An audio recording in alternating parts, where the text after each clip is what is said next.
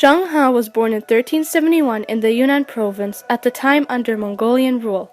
He was raised a Muslim. Both Zheng He's father and grandfather did the lengthy pilgrimage from their homeland to Mecca in the Arabian Peninsula. Their travels and their stories they brought back home aroused his interest in other lands. In 1381, the armed forces of the Chinese emperor invaded Yunnan, and in the turmoil of the war, Zheng He's father was killed, and Zheng He himself captured when he was only 10 years old. He was sent to Nanjing to serve in Prince Chu Di's household. After Chu Di had acquired the throne, he almost immediately began a variety of ambitious projects. His mission was to relocate the Chinese capital to the north to Beijing. For his new capital, he built what is known today as the enormous compound of the Forbidden City, which spans over 1,600,000 square feet. He also decided to protect his empire by restoring the Chinese wall, which had been neglected by his predecessors, and to repair the channel that connected the north of China with its southern parts. However, his second largest challenge was his massive effort to build a giant fleet. To do that, the emperor added 1,681 vessels to the original fleet, and 250 nine-mast treasure ships, 1,350 patrol ships, 400 warships, and 400 freighters to transport food and animals. He developed plans to use the fleets to travel and to chart maps. He also wanted to establish bases for star observation with foreign nations. He intended to increase trade and cultural exchange by sending scholars and merchants, and receiving their foreign counterparts from abroad.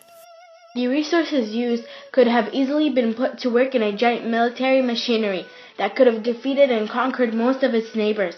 However, he did not understand his mission as such. As the representative of the heavens on earth, the role of a Chinese emperor was traditionally the role of one who preserved the balance of the forces around him. Things needed to be kept in harmony. Violence that comes with conquest destroys this fragile equilibrium and ultimately causes loss and suffering.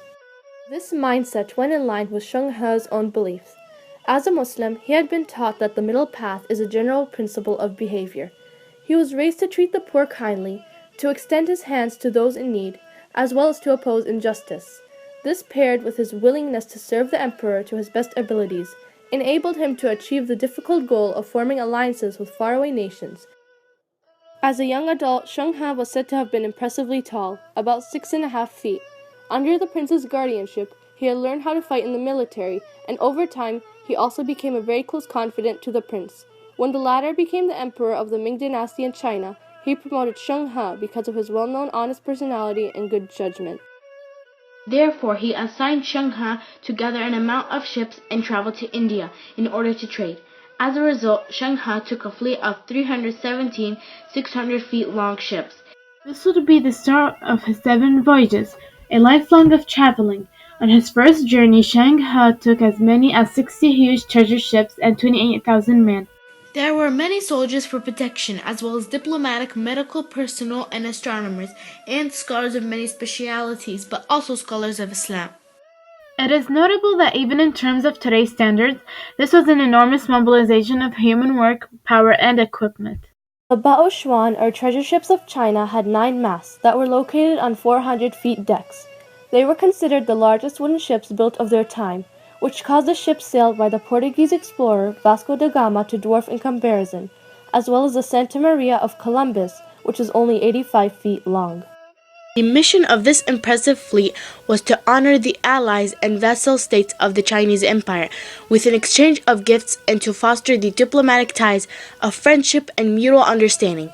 Another more noble goal was to gather and exchange knowledge and information. During his first mission, Zheng He turned with his fleet to Calicut in India, and while passing Sumatra, he used the power of his fleet to take down a pirate chief who was terrorizing the people of the region. Generally, during all his voyages, military interventions were very limited to few occasions on which he was trying to resolve cases of infringement on others' right or in self-defense. After the first journey, Chu Di was very pleased with Zheng He. This time, Zheng He decided to reduce his fleet to 250 ships, saying that more would be unnecessary. He soon arrived at Malacca in modern-day Malaysia, traded his goods, and took new merchandise and merchants on board for China. Malacca had a significant Chinese Muslim population, and Zheng He supported them by helping them erect mosques and organizing the community, leaving some of the scholars he brought with him. When he heard that the people of Malacca were being threatened by Siam, modern-day Thailand, he decided to use his power to protect them. In the name of the Ming government, he declared that they would be protected for the next 117 years.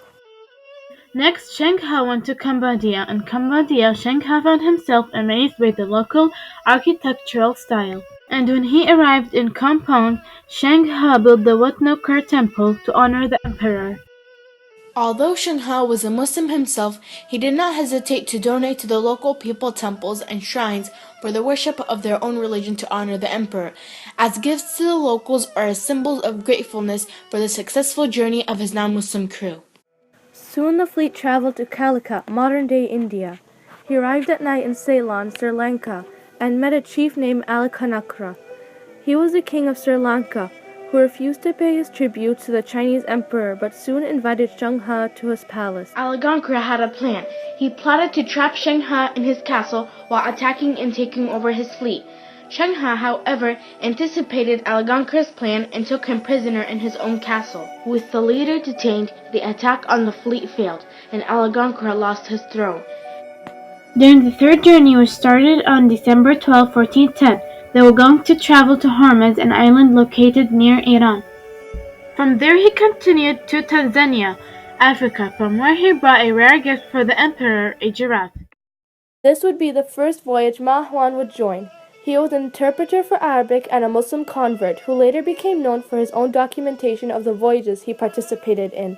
He wrote the book Yin Ye Shenglen, which is considered by sinologists worldwide as a primary source for the history of the Ming Dynasty's naval exploration. In his fourth and fifth voyage, Zheng He traveled from China to India, then to Thailand, going past Indonesia. He stopped by Iran and likely made the Muslim pilgrimage from there to Saudi Arabia. He also traded with African countries, for example, Egypt, Ethiopia, and Sudan. On the sixth journey, Zheng He returned all the foreign ambassadors back to their home country, China.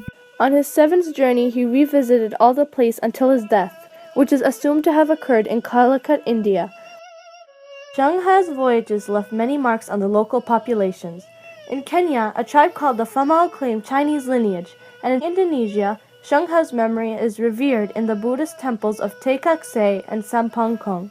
In Malaysia, another population is said to go back to the marriage of a Ming princess, Han Lei Po, to the Sultan Mansur Shah, as a mark of friendship between Malacca and China. The princess arrived with 500 sons of ministers and several hundred handmaidens who intermarried with the locals over time and resulted in a population referring themselves to the Baba and Nyanya. In Malaysia, a museum in honor of Zheng He called the Cultural Museum of Zheng He was opened in Malacca. He is considered to have contributed significantly to the rise of the Malaccan Empire. Zheng He helped building up Malacca, which was described as backward and small at the time.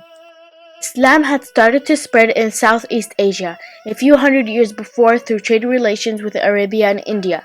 He actively supported the continued growth of the Chinese Muslim communities in the Palembang and Java, the Malay Peninsula, and the Philippines. Several steles have been discovered in China, one in Taizheng and one in Nanjing. The first was named Deed of Foreign Connection and Exchange, while the second one contains an account of Zheng He's mission.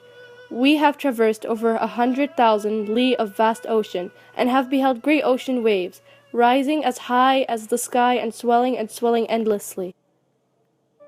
Xuanguto, a history professor and scholar, remarked, "The Europeans started a storm of blood with their long voyages, robbing and pillaging along the way.